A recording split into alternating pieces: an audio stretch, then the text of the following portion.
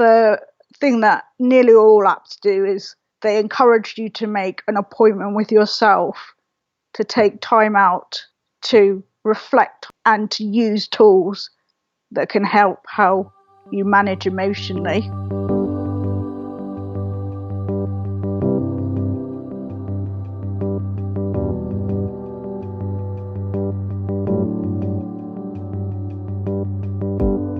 Welcome to episode 15 of the Press Forward podcast. I'm Nathan Wrigley, and I'd like to thank you for joining us again. And if this is your first time with us, I hope that you like it and that you find it useful. If you want to make listening to this podcast a regular thing, you can subscribe to us on your favourite podcast player. And this can be done by going to wpnup.org/podcast-feed. Today, we're going to be hearing from Zoe E Breen. She'll be talking about her journey exploring the app ecosystem, seeing whether they can positively impact your well-being. But before that, I'd like to tell you a little bit more about WP&Up. You see, the Press Forward podcast is created by WP&Up. They're a charity working in the WordPress space to support the WordPress community. Their help is freely available at wpnup.org. The work that they're doing is important. Many people have become involved, either using the support that we offer or by joining us to help out. To give you an idea of the amount of work that's been undertaken, here's some recent data for you. WP&Up have provided roughly 2,500 hours of companionship and mentorship. We have over 3,500 members. Our volunteers have donated 5,000 hours, and there have been over 6,000 event attendees. So you can see that there's a significant need for the support that WP&Up are providing, and we're always on the lookout for people who can help. Perhaps you'd like to help us out and get involved with WP&Up. If so, great. You can support WP&Up financially by visiting wpnup.org/give. Or maybe you'd like to get involved with WP&Up.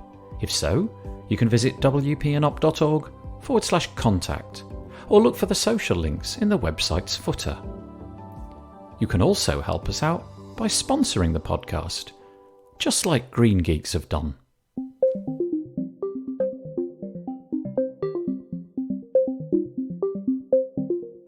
The Press Forward podcast is brought to you today by Green Geeks. Green Geeks offers an awesome managed web hosting platform that's built for speed, security and scalability whilst being environmentally friendly. Enjoy a better web hosting experience for your WordPress website backed by 24/7 expert support. And we thank Green Geeks for helping us to put on the Press Forward podcast.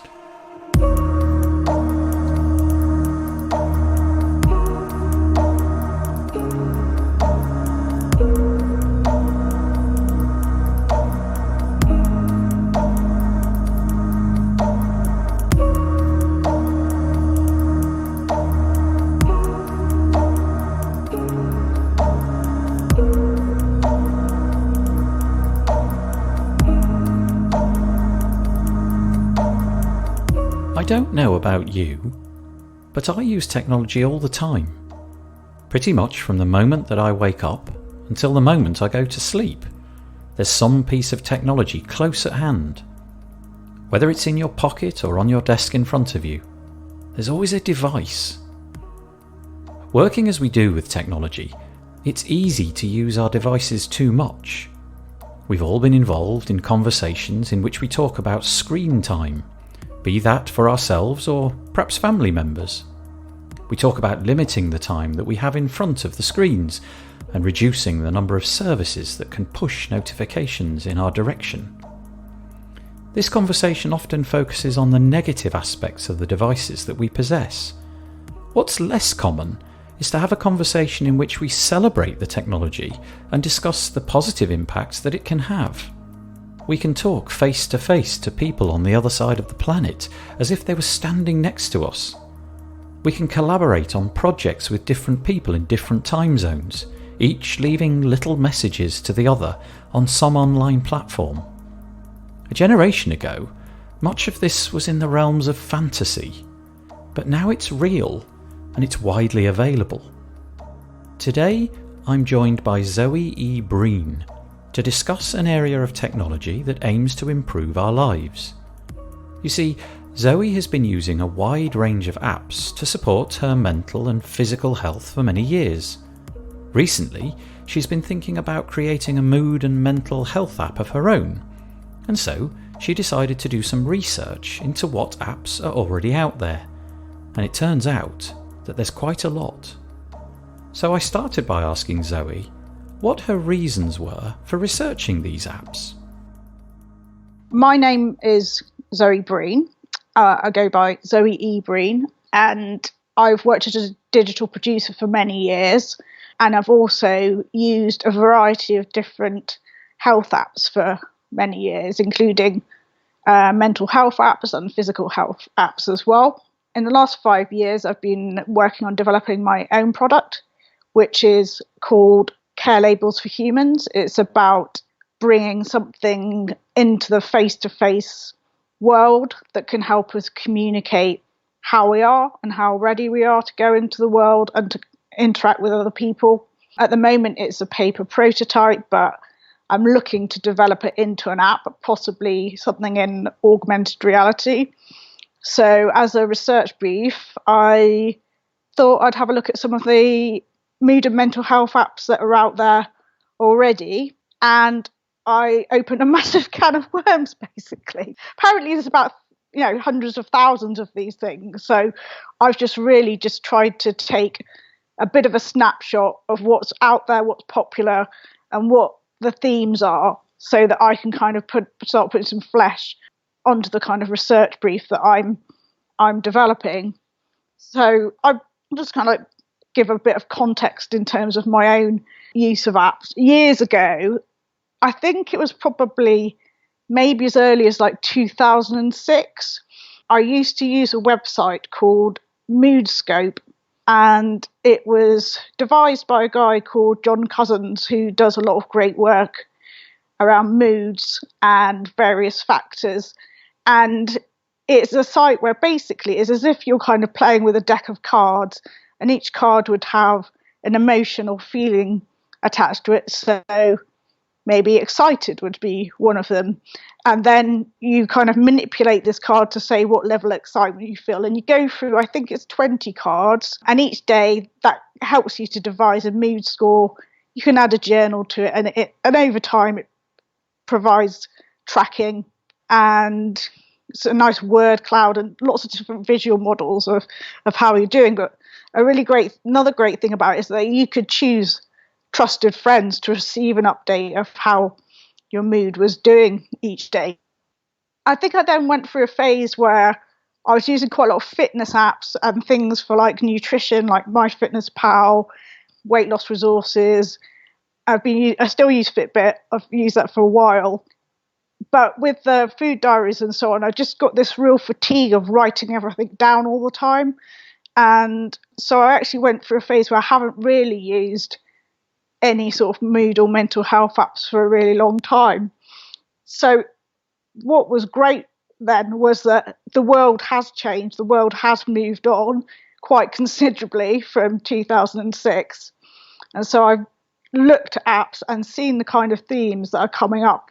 Things like artificial intelligence, the application of cognitive behavioral therapy or CBT as an app, and also looking at mindfulness and meditation are huge. Meditation apps have a really big part of the market and have been really, really popular. So I've just been having a dig around in, I have to say, not a particularly scientific way, just using a technique for myself.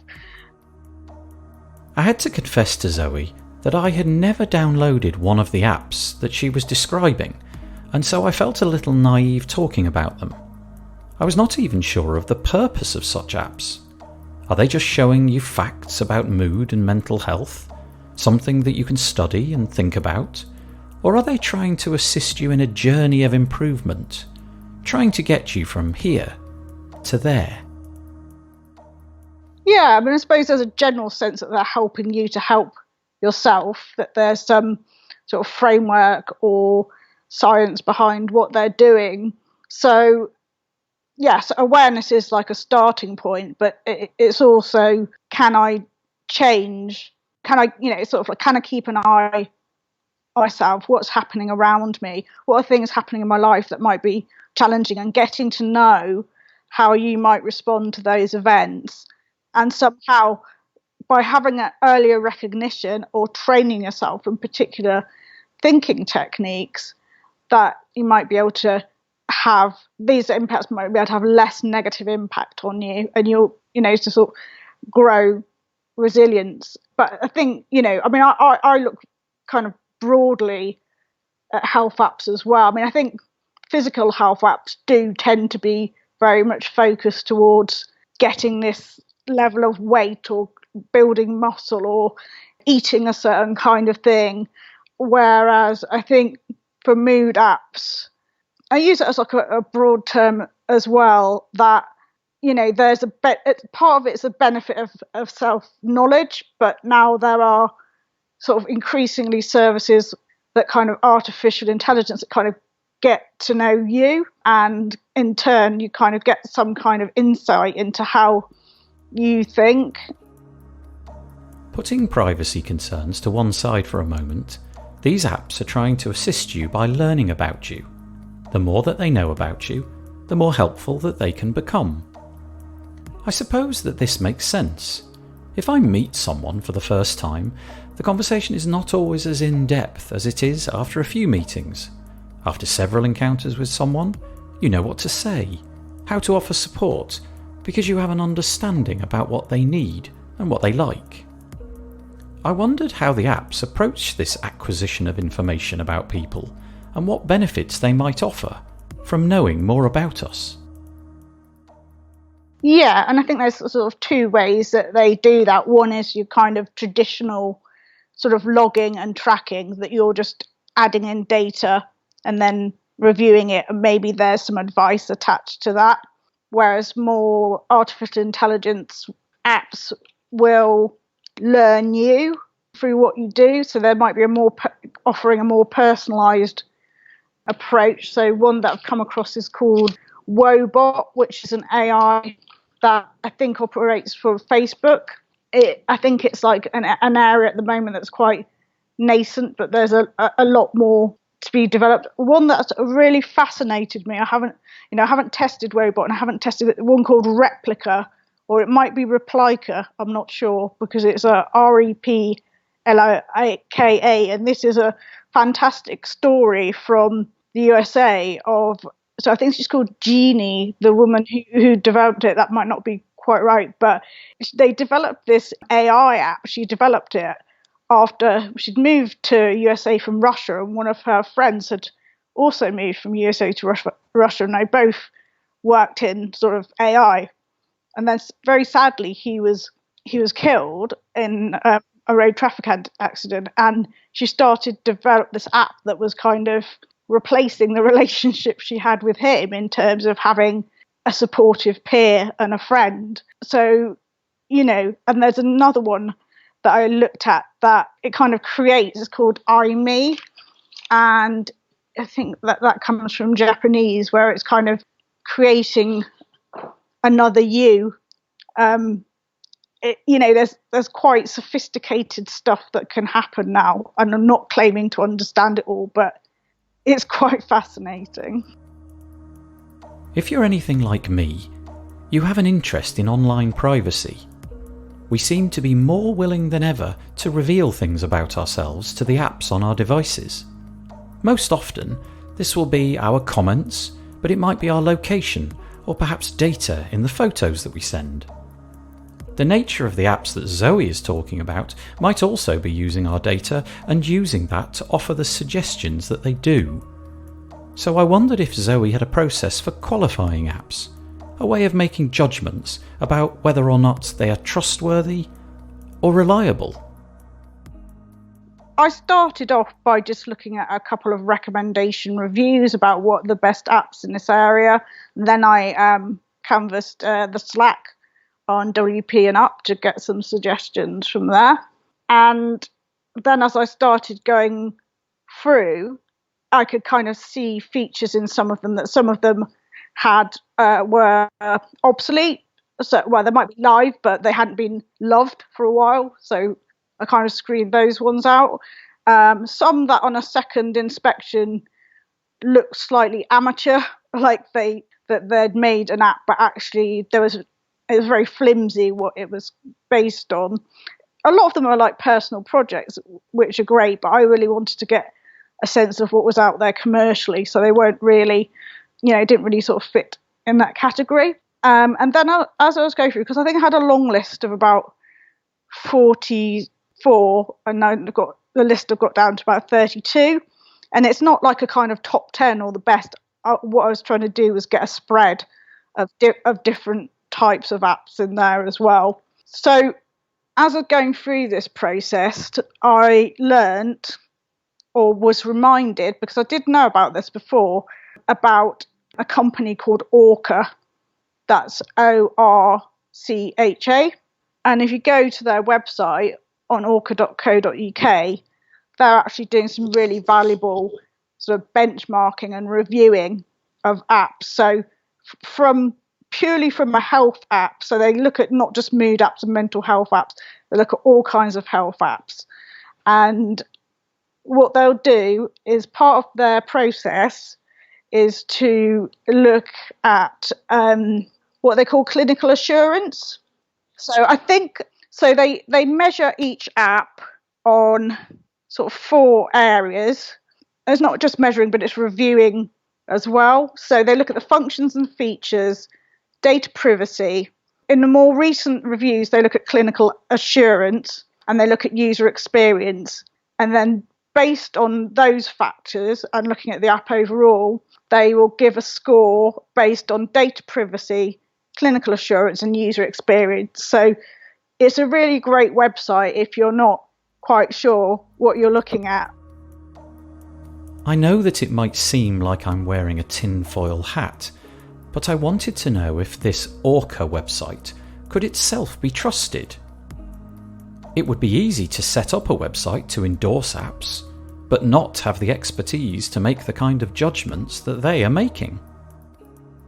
All I know is, because I have been in touch with these people before, I think they provide consultancy as well, but I don't know an awful lot about them. It's very thorough and it's very well laid out as well. And depending on what data is available, you'll get some really good sort of insights into the apps without actually having to use each single one yourself. There's another similar site based in the States. It's called Cyber Guide, PSYBR Guide Works, and they score the site's 3 measures. One's credibility, which I suppose is this kind of scientific rigor, who's behind it, user experience, and transparency, which relates to privacy. So this is another site that you can use. Again, I wouldn't ever assume that either of these sites exhaustively list every single app, because there are just so many. And of course, the apps change over time. There's new releases all the time. So one thing that's really good about the Orca site is if they haven't yet reviewed the latest version, they will say so on the site, which I think is, really helpful. So like where I was saying, I think the clinical assurance aspect is a new thing that they've kind of brought in. So you'll notice where they're waiting for the review, that might not be included, but it looks like they'll be including that the next time. Given that Zoe says that there are thousands of apps concerned with mood and mental health, I wanted to know if there was some way of categorising them, a mechanism to filter them down. I'm sure that you've been to the App Store and been overwhelmed with the choice on offer. Yeah, so I've kind of broadly grouped them. So CBT, cognitive behavioural therapy, it's often known as evidence-based medicine. It's a very specific framework. Cognitive-based therapy is like a set of techniques that a therapist can use to help somebody to examine how they think and how they may be able to think differently about some circumstances or events or about themselves. So there's a lot of materials that are already available for this, but putting it into an app is kind of a good thing to do, I think, because it makes it a bit more accessible than writing out sort of like paper. I love writing things down. I find it really helpful, but some people might prefer to have something they could hold in their hand and have with them and not have to worry about, getting a pen and paper out. A lot of sort of cross apps tracking and logging are generally important if you're looking at mood, some way reporting your mood, be that by a score or an emoji or a journal as a common feature. But some of the most popular apps out there are for meditation exercises. So really well-known Calm and Headspace apps that bring in daily meditation practices. Again, they're taking something evidence-based that meditation and mindfulness can help people, particularly to manage stress, but lots of other aspects of their well-being, and making those into a mobile app that someone can use on the go wherever they are. I've already mentioned artificial intelligence a little bit. A little quote here from an app called Real Life Change. So Real Life Change talks about me as a reflection of your inner self, acting like a trusted guide and delivering highly personal and contextual suggestions based on your life data. That's quite something. Yeah, so I think those are CBT, AI, meditation, and then some apps that are kind of fusing these things together. Pacifica is one that I've seen that does this. I think that's one I'm going to try out myself because it looks quite robust. I'd like to give it a go. I mostly use my phone for fairly trivial things: email, texting, taking pictures and so on. With this in mind, I started wondering just how beneficial and effective an app could really be, bringing about change in my life. I guess that Zoe is not advocating using it for all things, so in what areas are they worthwhile? In my opinion, the thing that nearly all apps do is they encourage you to make an appointment with yourself, to take time out to reflect on how you're feeling in a moment and to use tools that can help how you manage emotionally. So I think that's, it's about routine and building it into routine. So if you don't have a moment in your day where you stop and say, "Oh, Zoe, how are you feeling today? How are you feeling? How are you feeling emotionally? How are you feeling physically? Are you tired? Are you hungry? Is someone upset you? Are you really happy? Are you productive?" So I think having a time or times during the day when we do that is helpful. I like that idea. The idea of making an appointment with yourself a few times a day. Time to just check in and see how things are going. How does it do this though? How does it let you know that it's time to stop and see what's what? I don't think I've got enough experience of more recent apps to say that, but the running app at the moment is certainly on my case quite a lot now. Yeah, no, actually, I have been testing another one. I think it's the same with anything that most of them, it allows you to choose what level of notifications you want. So it can be personalized. I think it's kind of up to you.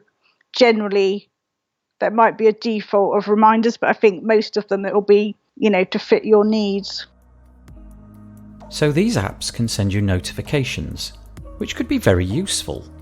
But I wondered if there were devices out there that could do more than just alert you on a set schedule. Perhaps there are wearables that can measure subtle changes, sense things, such as your heart rate or temperature, and alert you because they detect that you need to be warned about something right away.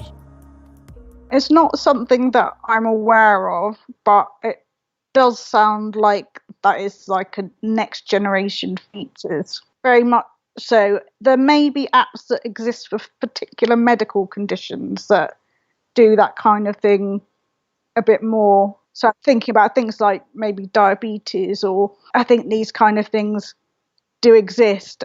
There's a very interesting bit of hardware that I've seen being developed called Mood Beam, which is actually a wristband, and it allows you to log your moods by pushing it a certain way, and then that can be transmitted to somebody else that you care about and cares about you. So there's so many things and so many opportunities, and I think that 5G is going to be quite massive for this as well, because we've got all this potential things that the artificial intelligence, quantified self, extended reality stuff like voice, VR, augmented reality, mixed reality. We've got all these, but it's getting the devices to the, people that need to have devices that are good enough and have good enough data access to be able to run them. So I think that is something that will become more and more possible as time goes on. Although Zoe is clearly interested in the way that technology can support mood and mental health, I'm sure that it's got its drawbacks too. Surely there must be instances where the technology is simply not a good fit, or perhaps years away from where it needs to be useful. I think from my own experience, I can get fatigued from having to log a lot of things, or having to do, because sometimes it's like, we're all busy, which is why we get stressed, which is why we need to use these apps. But, or preventing or managing your moods or whatever. So part of it for me is, well, what load is the app actually then putting on me in terms of that I feel that I need to like add this data or log something.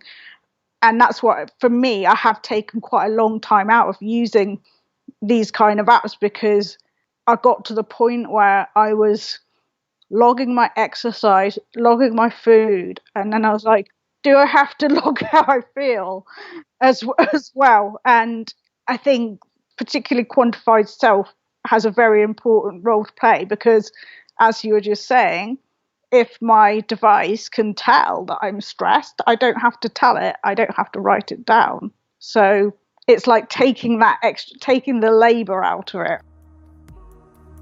So let's imagine that you've listened to this podcast and it has piqued your interest.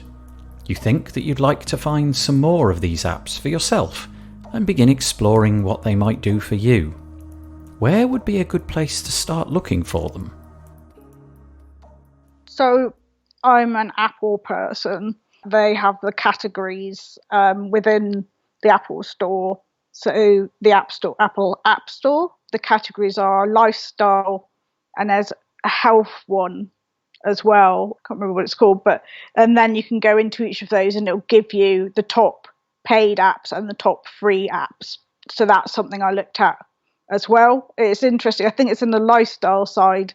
They also group into that sort of fortune telling, like palmistry apps. I haven't tried any of them out, but I thought, that's quite interesting that, that's a thing. It can read your palm or something.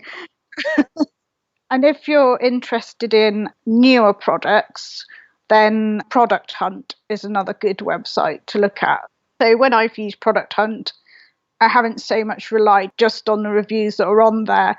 It's just helpful in that it provides links for the Android and Apple app, and sometimes a website for the product as well, where you can find out a bit more. So you can find out, what's this based on, who's worked on it, those kind of things. I think it's just because there are so many apps and it is hard to recommend or endorse any of them. The best advice is to learn these tools that you can use to like help your judgment about whether this app is the right thing for you.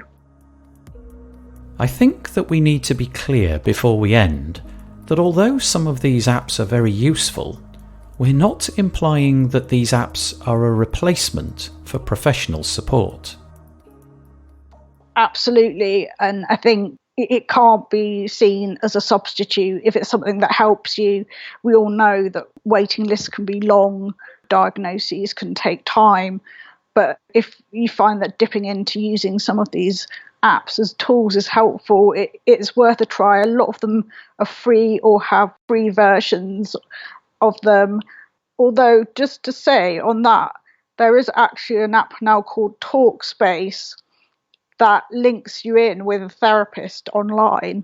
So that is something a bit different and a bit new. It's a US company, and it's kind of looking at connecting you to individual therapists. So there are things like that coming in to kind of disrupt the market. But I think it's absolutely vital that medical resources and support are there for people who have mental health difficulties, and particularly in the case of severe and enduring conditions, that the fact that there's an app should never become a reason why treatment and support isn't available.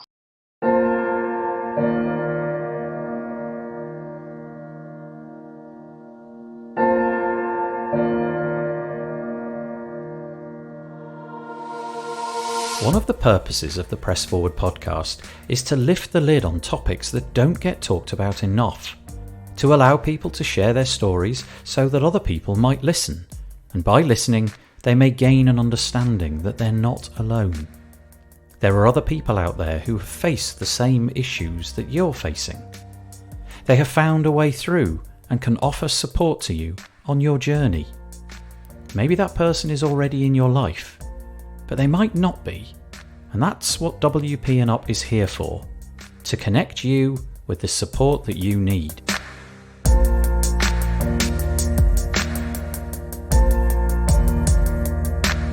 The Press Forward podcast is brought to you today by Green Geeks. Green Geeks offers a specially engineered platform that gives WordPress users web hosting that is designed to be the fastest, most secure and scalable hosting available in multiple data centers. Their WordPress hosting makes deploying and managing WordPress websites easy with automatic one-click install, managed updates, real-time security protection, SSD RAID 10 storage arrays, Power Cacher, and expert 24/7 support to make for the best web hosting experience. And we do thank Green Geeks for helping us put on the Press Forward podcast.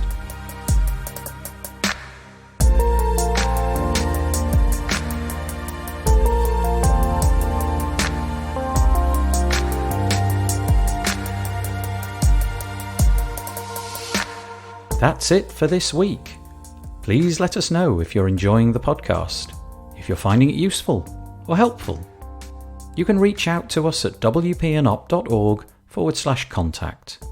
Remember that there's a serious point to all this though, and that is that WP and Up is here to provide help and support.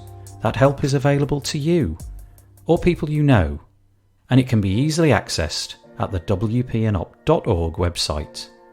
Please spread the word about this new podcast. Tell your friends and subscribe on your favourite podcast player. And remember, together we can #press forward.